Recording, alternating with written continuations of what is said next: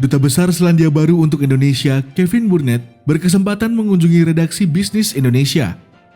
Dalam kesempatan tersebut, bisnis juga melakukan tanya jawab dengan Kevin terkait berbagai hal, termasuk kerjasama ekonomi antar keduanya. Berikut petikan wawancara bisnis dengan Duta Besar Selandia baru untuk Indonesia, Burnett.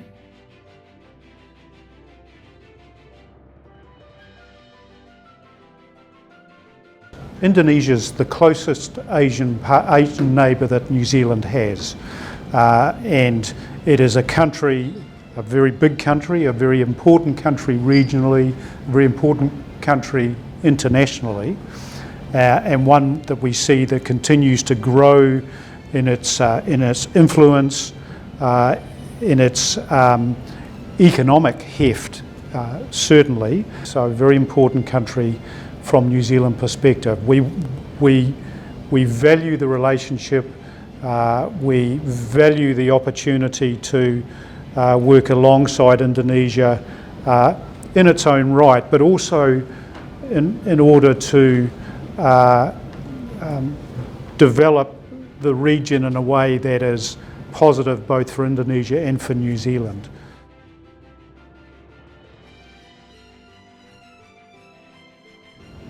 As I said, New Zealand is a trading nation, so important to us that the environment is positive for trade. So we are a strong proponent of the international trading system, its architecture, its rules and regulation systems and processes. And we rely on that as a small country, as big countries should, to facilitate trade. We have worked hard to establish sets of relationships which allow us to diversify our trading effort. We are strong proponents of high quality and well-developed, well-maintained, well-implemented trading arrangements. So in this part of the world, there is ANZFTA, the ASEAN-Australia-New Zealand Free Trade Agreement, which is just going through an upgrade process at the moment. RCEP has just been ratified here in Indonesia, and we look forward to the implementation process for that arrangement. And of course, we're both members of APEC. We're both committed to the new US initiative, IPEF, the Indo-Pacific Economic Partnership, Forum, I should say.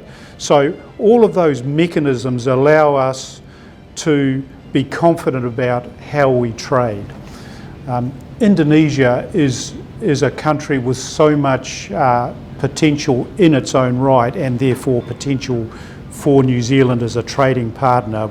It's a G20 country, it's the 15th or 16th largest economy in the world with very positive projections for the future, which makes it important, attractive, influential in economic terms. So we have opportunity from a Indonesia-New Zealand trading perspective, which we would like to take advantage of. In 2018, your president visited New Zealand and with a trade mission. Have I got that right? There was the first trade mission that had gone to New Zealand, so that was a very positive signal and an important opportunity for talking about and understanding what the relationship might look like. We established then and elevated the relationship to a comprehensive partnership between New Zealand and Indonesia. So that sets the conditions for the relationship as a whole, but also the trading relationship.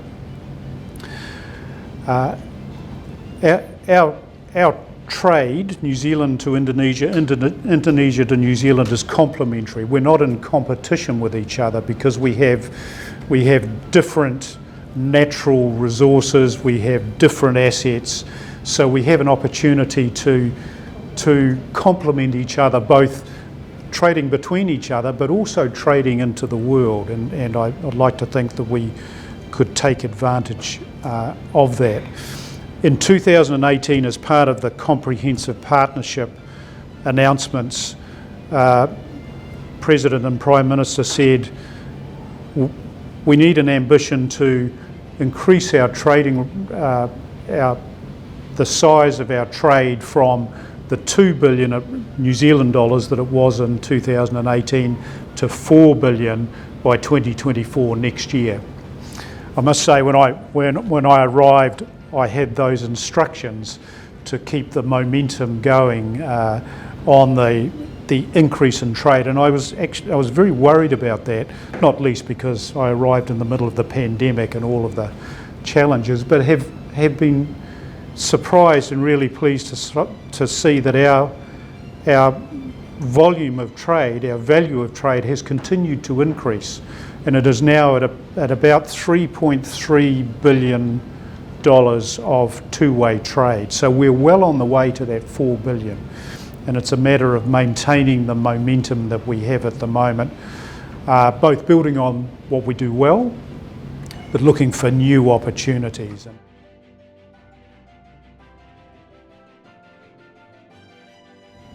Well, New Zealand is a strong advocate for the development of renewable energy, and in fact the majority of New Zealand's electricity requirements are produced by renewable energy sources, whether it's wind or solar or hydro or geothermal, and we're a world-leading geothermal country, both from a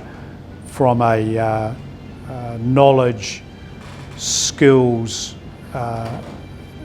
and capability perspective. We've been engaged with Indonesia in the geothermal space for more than 60 years. The Kamujang geothermal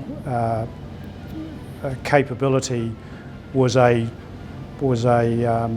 development investment that New Zealand made nearly over 60 years ago, the first geothermal capability in Indonesia. So we continue to engage Indonesia on geothermal energy. Auckland University is the world leading university when it comes to geothermal education, and it's very closely connected with a number of providers here.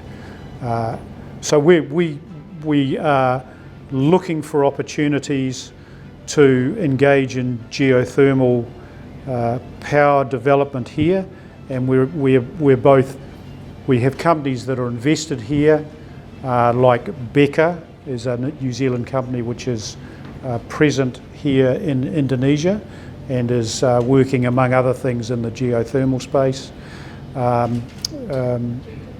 Jacobs is another company that is present here that's very invested in geothermal, and there's a range of other companies that are looking for opportunities to do that. Our development partnership with Indonesia has as a particular theme geothermal, where we're very committed to working with the Indonesian government to ensure the right policies and regulations and arrangements are developed that facilitate geothermal investment, because it's not a cheap business to get involved in, and that's one of the big challenges, the investment up front in order to produce a functional investment, a functional capability at the other end.